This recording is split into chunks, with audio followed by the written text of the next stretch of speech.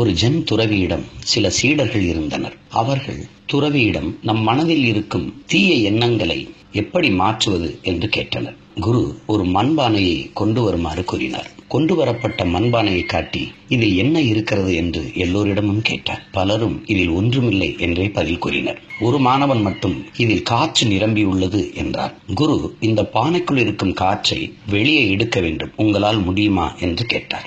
எல்லோரும் அமைதியாக இருந்தபோது அந்த மாணவன் மட்டும் என்னால் முடியும் என்று கூறி பானை முழுவதையும் தண்ணீரால் நிரப்பினான். இதுவே என் பதில் என்று சென் துறவி கூறினார். சீடர்களுக்கு ஒன்றுமே புரியவில்லை. துறவி சீடர்களை நோக்கி, நம் மனது இந்த பானையை போன்றது. உள்ளே இருக்கும் காற்றை எப்படி நம் கண்ணால் காண முடியாதோ அதுபோலவே மனதிற்குள் இருக்கும் தீமை எவர் கண்களுக்கும் தெரியாது. நம் மனதிற்குள் இருக்கும் தீமைகளை வெளியே கொண்டு வர சுலபமான வழி பானையை தண்ணீரால் நிரப்பியது போல் மனதிற்குள் நல்ல மற்றும் நேர்மறை எண்ணங்களை நிரப்ப வேண்டும்.